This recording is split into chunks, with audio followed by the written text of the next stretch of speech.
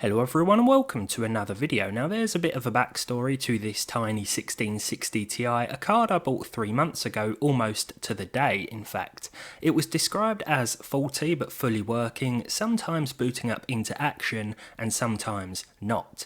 At the time I took a risk, and after parting with my £89 I was ultimately disappointed that it didn't display a picture for longer than a few seconds. I ended up replacing the thermal paste anyway, just for the sake of something to do, but still no luck. Fast forward to January 2023 and I thought I might as well give it another go, just so that I could confirm it didn't work before selling it on as a broken card. This time, and by some miracle, it decided to work as if it was a brand new GPU straight out of the box, and it's done so for days now. That brings us to today's video. This little GTX 1660 Ti would have began its gaming life as part of a Dell pre-built PC. The green PCB gave that away before I even plugged it into the PCIe slot. I like the small form factor and single fan design, but I'm not sure about the green GTX GeForce logo.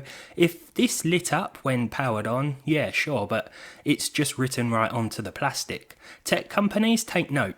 If you want to add RGB to your graphics cards but also want to save a bit of cash, just forget the R and the B and paint the G on the side instead.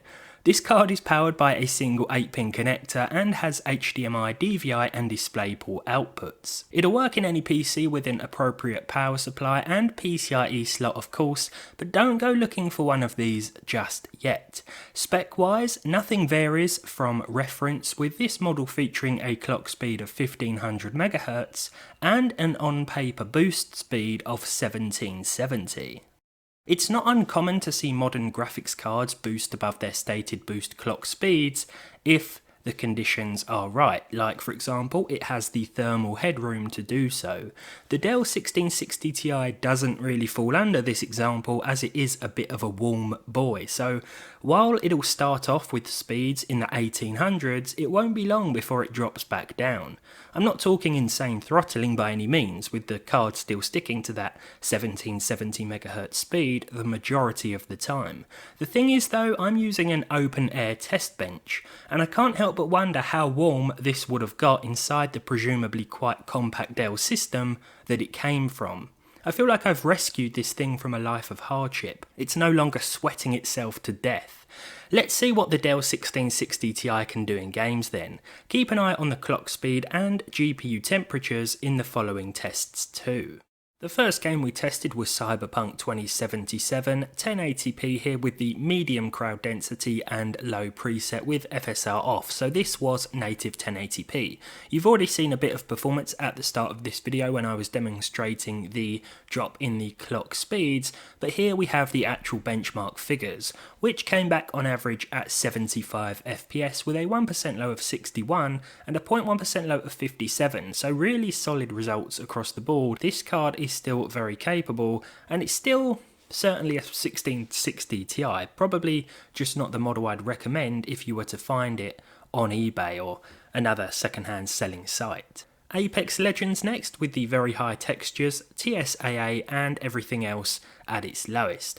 I think these settings combined graphical quality with performance, so while the performance overall was pretty solid, the game still looked really nice and it ran quite well too. Over 100 FPS here with respectable 1 and 0.1% lows. Forza Horizon 5 with the Ultra preset is something I probably wouldn't necessarily recommend, as it looks just as good, almost just as good on high, but even with Ultra we were seeing 69 FPS on average with decent percentile lows as well.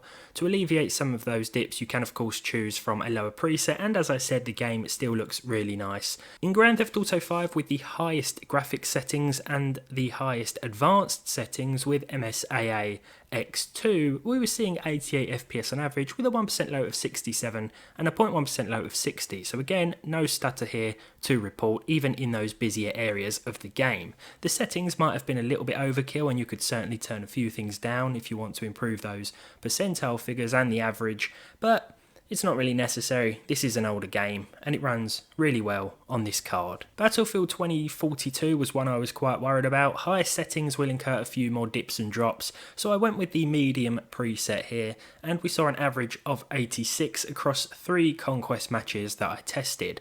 The 1% low of 66 was decent enough, but that 0.1% low of 25 did mean that there were a few dips and drops here and there, which isn't too uncommon with Battlefield 2042 anyway. And as you can see from the gameplay, or as you can hopefully see, the game performed really nicely anyway outside of these figures. There was just 1 or 2 little hiccups here and there. Of course, we've tested Battlefield, so we have to test Call of Duty Modern Warfare 2, 1080p with the Ultra preset, textures turned up to high, and high quality anti-aliasing. We saw 83 FPS here with a couple of dips below 60 FPS every so often.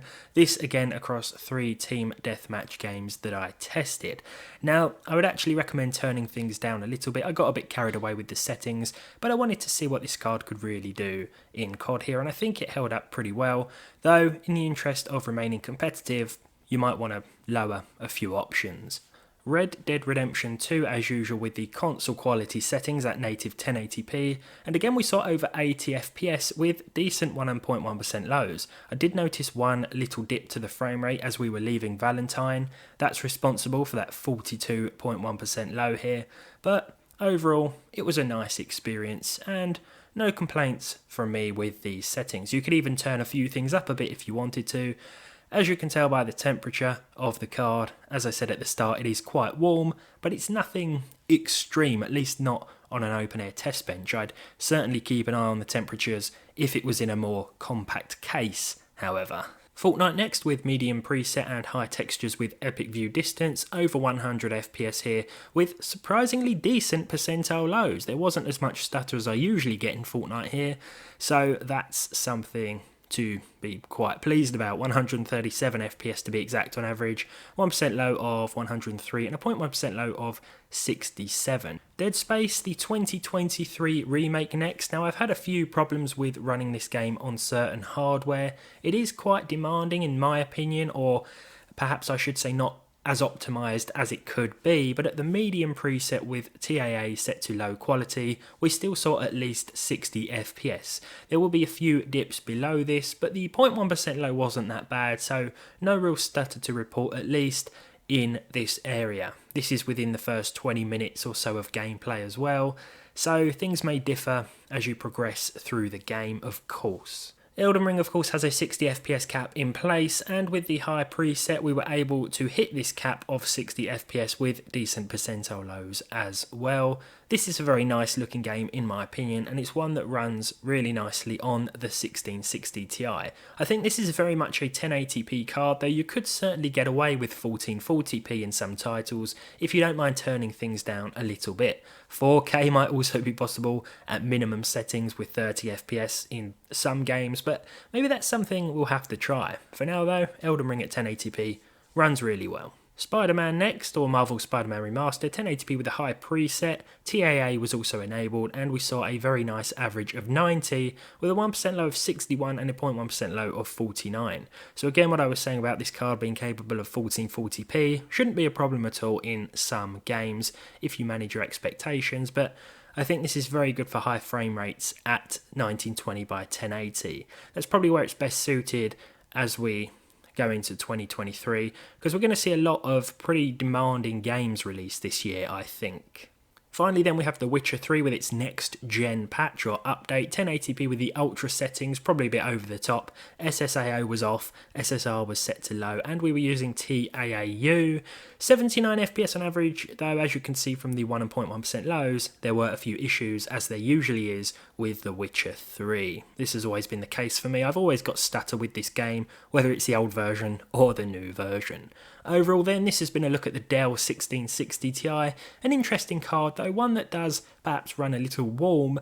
It's fine, but it's probably not the 1660 Ti I'd pick. It's always interesting to take a look at these cards from Dell, because I think from an aesthetic point of view, they are fascinating.